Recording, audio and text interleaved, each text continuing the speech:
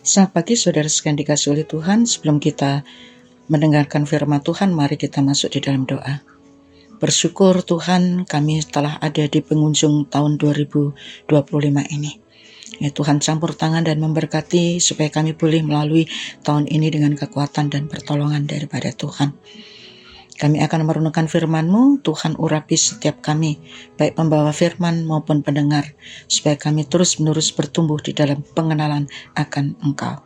Terima kasih Bapa, di dalam nama Tuhan Yesus kami sudah berdoa dan mengucapkan syukur. Amin. Firman Tuhan diambil dari Lukas pasal yang kedua, ayat yang pertama sampai dengan ayat yang ketujuh.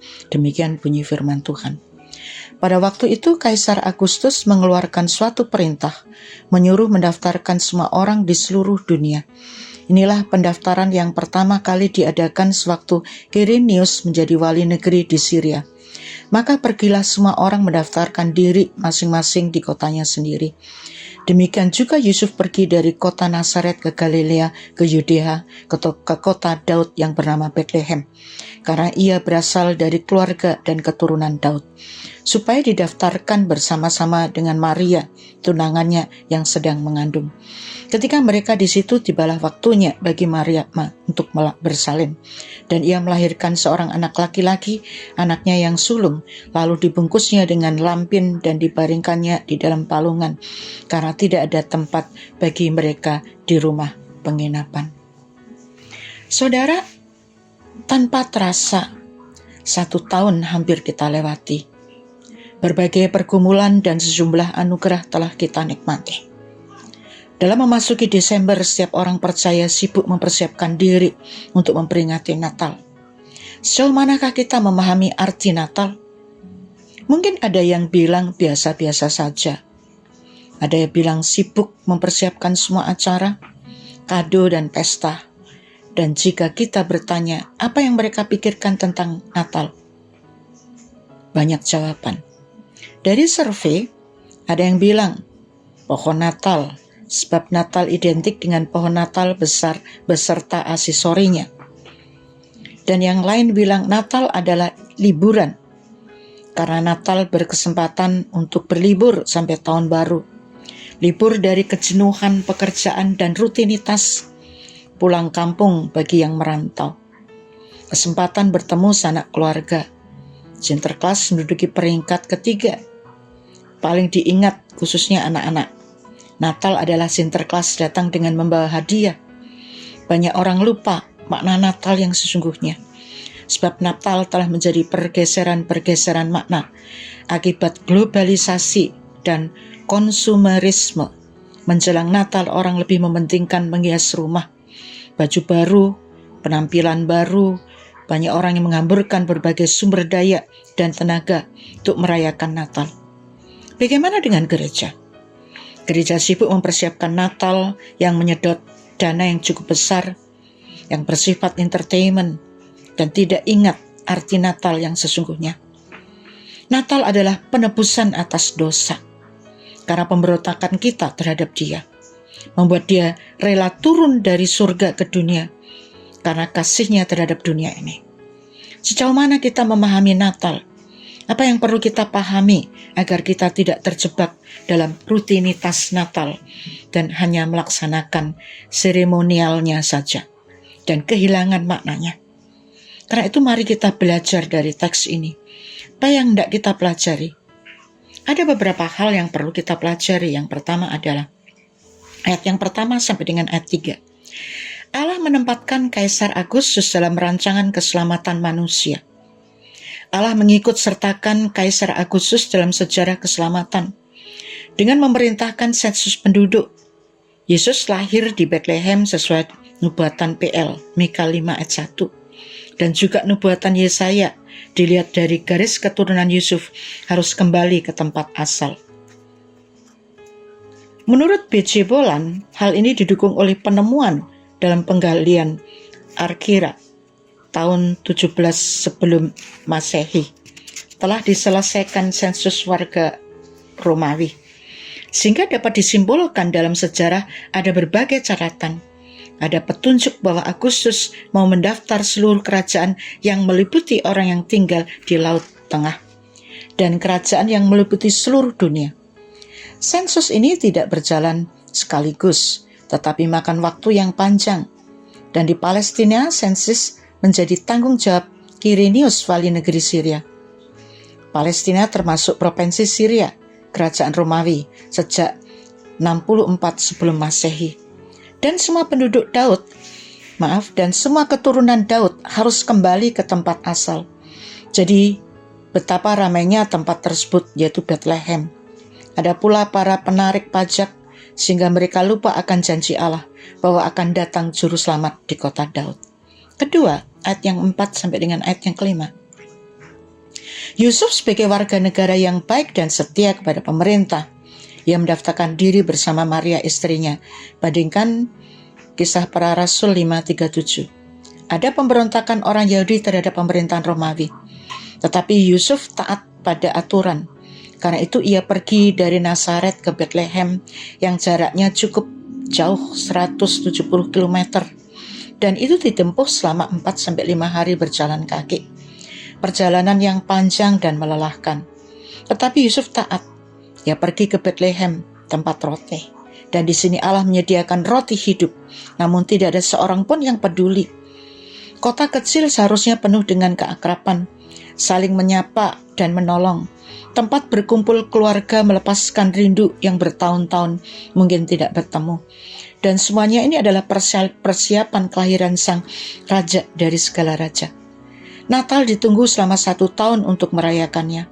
Dan ada gereja-gereja yang telah mencanangkan 1 tahun di depan sebagai program tahunan yang pasti untuk dirayakan. Jika waktunya sudah dekat, maka segala persiapan dilakukan. Tetapi semuanya hanya secara jasmani. Ayat yang ke-6 dan ke-7. Tidak ada tempat bagi mereka, bandingkan Lukas 9:58. Tuhan Yesus tidak ada tempat untuk meletakkan kepalanya. Orang-orang Bethlehem tidak menyediakan tempat bagi Yesus. Ini adalah penolakan yang nyata. Kisah sensus penduduk menunjukkan bahwa Allah dapat memakai pemerintahan dunia untuk menyatakan kehendaknya dan mencapai tujuan. Tetapi tempat ini menolak mereka. Tidak ada tempat bagi mereka. Seharusnya mereka bisa menolong, tetapi ternyata yang ada adalah penolakan. Penolakan adalah simbol dari Yesus. Apa yang akan terjadi pada Yesus nantinya, yaitu penyaliban di Golgota. Lukas 23:21. Akibat penolakan tersebut, memang tidak ada tempat bagi sang raja untuk meletakkan kepalanya. Dan ia harus dibaringkan dalam palungan, tempat memberi makan ternak. Allah benar-benar merendahkan diri, mengambil rupa seorang hamba. Ironisnya, pada saat orang pulang kampung halaman dan bernostalgia serta silaturahmi dan memberi pelukan hangat karena sudah lama tidak berjumpa, makan kue bersama, minum anggur bersama untuk menghangatkan tubuh, namun justru tidak dirasakan oleh Yusuf dan Maria serta bayi Yesus. Saudara, Lukas tidak menjelaskan di tengah-tengah kesibukan dunia, Yesus menggenapi nubuatan PL. Ia lahir tanpa kesibukan dan ribut dengan dirinya sendiri. Namun ia hadir dalam kesunyian dan kesenyapan yang penuh dengan kedamaian. Saudara, Natal banyak atau gereja sibuk secara tradisi, dirayakan secara meriah, sesuai dengan keinginan pribadi maupun gereja tersebut, yang menguras tenaga atau energi, waktu, pikiran, bahkan dana yang aduhai jumlahnya. Tetapi Yesus dilupakan dalam kesibukan yang kita lakukan. Sangat sulit untuk kita memberikan tempat bagi orang lain yang kita tidak kenal. Sulit bagi kita memberi tempat duduk bagi orang tua di kendaraan umum, sementara kita sudah lama berdiri dan berdesak-desak. Kita tidak merelakan tempat yang kita miliki untuk orang lain. Demikian juga dengan orang yang datang terlebih dahulu di tempat penginapan di Bethlehem atau rumah singgah. Tidak seperti hotel atau penginapan seperti sekarang ini. Yusuf dan Maria yang kelihatan seperti orang desa udik dan sederhana penampilannya, sehingga tidak ada tempat bagi mereka. Tidak ada tempat bagi Maria untuk melahirkan. Saudara, justru dalam kesederhanaan Yesus lahir, dan memang selama hidup Yesus merendahkan diri. Tidak ada tempat adalah simbol posisi hati manusia di abad ini. Hati manusia penuh sesak dengan kemajuan zaman, teknologi canggih, penolakan terang-terangan. Ini bukan berarti perbuatan kejam atau curang, sebab memang mereka punya alasan yang cukup masuk akal dalam hal ini. Orang-orang itu lebih dahulu sampai, tentu saja dapat tempat lebih dulu pula. Kalau yang lebih dulu diusir itu tidak etis, juga bukan berarti tidak ada rasa kemanusiaan. Dan kita melihat kesejajaran di sini dengan keadaan manusia. Yesus harus berdiri di luar hati kita. Bukan kita bermaksud buruk, tetapi hati kita terlebih dulu penuh sesak dengan segala pikiran, masalah, pekerjaan, tanggung jawab yang menyita seluruh waktu kita dan perhatian kita. Sehingga ketika Yesus mengetuk pintu hati kita, Yesus harus tinggal di luar, karena tidak ada tempat dalam hati dan pikiran kita untuk Yesus. Tidak ada yang tahu siapa yang datang itu. Mereka tidak pernah menduga yang datang itu adalah Sang Maha Kuasa, Maha Mulia. Saudara, kalau ada pejabat yang mau datang, dipersiapkan dengan baik. Segala sesuatu harus bersih, harus excellent, dan lain sebagainya. Kita sama sekali tidak menduga dan tidak berjaga-jaga di dalam menghadapi kedatangan Kristus. Karena itu tidak ada tempat bagi dia. Saudara, Natal adalah pengorbanan Allah untuk dunia ini. Sang Mesias dibalut dengan kain lampin. Dia raja di atas segala raja, tidur dalam palungan hina.